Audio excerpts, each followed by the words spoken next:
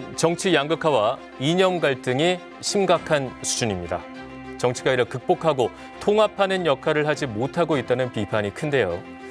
각종 매체를 통해 확산되는 가짜뉴스와 혐오를 부추기는 행태는 우리 사회 양극화를 더욱 심화시키고 있습니다. 후보들은 이런 정치 양극화를 해소하기 위한 방안으로 어떤 것들을 생각하고 있는지 들어보겠습니다. 자, 답변 시간은 1분 30초입니다. 먼저 권영국 후보부터 답변해 주시죠. 네, 정치 양극화는 사회적 불평등이 그 뿌리입니다. 지금의 정치는 상위 10% 기득권을 지키고 나머지 90% 시민들과는 점점 더 멀어지고 있습니다. 이 10대 90의 불평등 양극화가 드러나는 것을 두려워한 기득권은 음모론과 가짜뉴스로 현실을 덧칠했습니다. 혀를 키우고 갈등을 부추기며 정치의 중심을 삶이 아닌 권력에 묶어버렸습니다. 저희들의 잘못입니다. 진보 정치의 책임이 큽니다. 노동자와 서민을 대변하라고 기회를 주셨지만 기대에 부응하지 못했습니다. 진심으로 국민 여러분께 반성합니다. 다시 일어서겠습니다. 이제는 서로를 악마로 만들며 소모적인 정쟁을 반복하는 정치가 아니라 비전과 정책으로 경쟁하는 정치로 나아가야 합니다. 그들은 서로 이기려고 정치를 하지만 우리는 함께 살자고 정치를 합니다. 그래서 바꿔야 합니다. 정치에서 밀려난 시민을 다시 중심에 세우는 일, 누가 할 수 있겠습니까? 진보 정치가 민주노동당이 다시 시작하겠습니다. 저 권영국이 하겠습니다. 불평등의 뿌리를 둔 기득권 정치를 갈아엎고 진보 정치로 새 판을 짜겠습니다. 네, 이어서 김문수 후보 답변해 주시죠. 비명횡사라는 말이 있습니다. 자기의 체포 동의안이 국회에서 가결되자 이것은 검찰과 반대파들이 내통한 것이라고 해서 자기를 반대한 파들을 제거하는 것입니다. 내 편이 아니면 다 응징하겠다는 이런 비명횡사, 친명횡재 이런 평가를 하고 있습니다. 저 김문수는 저의 삶 자체가 국민 통합입니다. 저는 노동 현장에서 7년 동안 노동자로서 약자의 삶을 대변했습니다.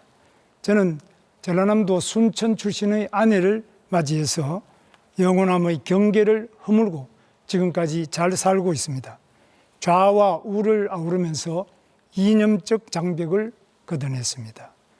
정치가 권력을 내려놓고 특권도 폐지하고 약자를 보살피며 대화하면서 도와드려야 합니다. 제가 만남과 대화를 통해서 좌와 우, 노와 사, 빈부, 또 남녀, 동서, 갈등을 해소하는 통합의 정치를 하겠습니다. 국민 통합, 말로 되는 것이 아닙니다. 실천으로 온 삶을 살아온 저 김문수가 반드시 해내겠습니다. 다음은 이준석 후보입니다. 예, 지금 우리 사회의 가장 심각한 가짜뉴스는 부정선거 음모론입니다. 음모론에 빠진 대통령이 계엄령을 선포했습니다. 그런데 이 자리에도 부정선거 음모론을 믿으셨던 분이 두 분 계십니다. 이재명 후보, 김문수 후보. 좌우의 선동가들이 정말 부정선거를 믿어서 음모론을 퍼뜨리지는 않았을 겁니다. 정치 팬덤을 결집하기 위해서 아니면 선거 패배를 인정하기 싫어서 혹은 돈을 벌려고 부정선거를 소재로 영화까지 만들어서 음모론의 야바이꾼 역할을 했습니다. 우리 사회의 가장 큰 문제는 이처럼 국민을 속이고도 반성하거나 사과하지 않는다는 겁니다. 이번에도 자신이 음모론에 빠졌던 증거를 제시하자 기억이 나지 않는다는 무책임한 거짓말을 반복하고 있습니다. 독일 공산당원의 주장을 베껴서 국민들을 가르치려고 했던 호텔 경제학, 커피 원가 120원 발언, 유령섬이 된 거북섬 등 자신의 발언이 틀렸으면 사과를 하면 되는데 끝내 자기가 옳다고 우기면서 정치적 팬덤을 동원해가지고 공격을 시도합니다.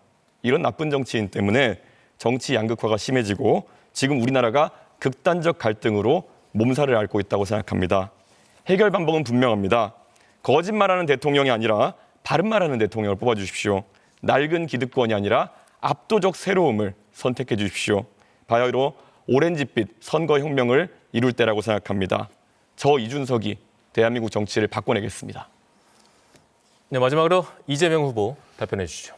네, 국민 여러분, 정치 양극화 지금 심각하지요.